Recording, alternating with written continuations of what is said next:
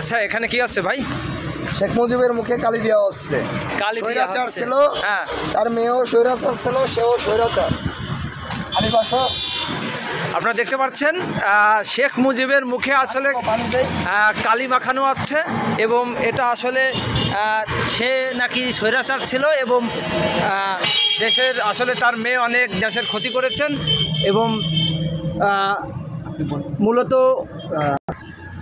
মূলত আপনারা দেখতে পাচ্ছেন। আচ্ছা ভাই, আপনি যে এই যে কালি লাগাচ্ছেন, আপনার নামটা কি? মিনহাজ। আচ্ছা, এই যে কালি লাগাচ্ছেন আপনি মুজিবের ছবিতে, তাই না? আসলে কোন খোপে কালি লাগাচ্ছেন একটু বলেন তো দর্শকদের।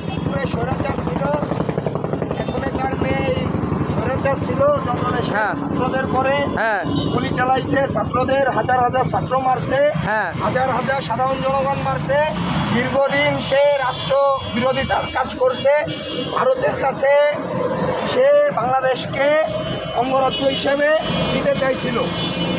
এই কারণে শেখ মুজিব এবং তার মেয়ের কোনো ছবি, মানে সে কি বাংলাদেশকে বিক্রি করে দিতে চাইছিল? সে বাংলাদেশকে বিক্রি করে দিতে চাইছিল ভারতের এবং ভারতের কিছু দালালের কাছে।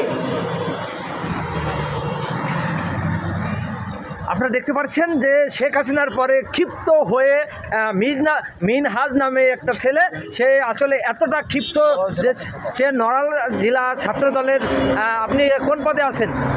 জেলা ছাত্রদল জয়েন্ট সেক্রেটারি। নড়াইল জেলা ছাত্র দলের জয়েন্ট সেক্রেটারি। আর সে এতটা ক্ষিপ্ত যে মুজিবের মূলত ছবির পরে সে কালি মাখাচ্ছেন। আসলে সে বলছেন যে আসলে তার মেয়ে এই স্বৈরাচার এবং অনেক ছাত্র জীবন কেড়ে নিয়েছেন। দেখতে পাচ্ছেন আসলে যেভাবে তার মুখে কালি মাখানো হচ্ছে, আসলে কতটা ক্ষিপ্ত না হলে আসলে এইভাবে কাজটা সে করছে।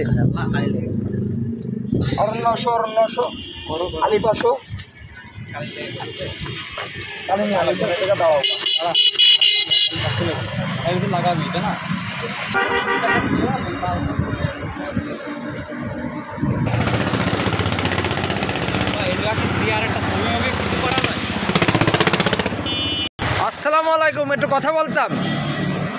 কাকা কথা না বলে আসলে চলে গেল, জানি না কোন কারণে।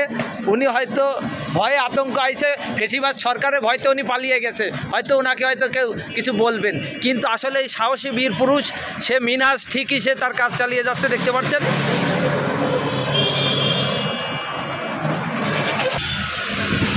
পাচ্ছেন আওয়ামী লীগের যে নামটা, সেই নামটা মুছা হচ্ছে।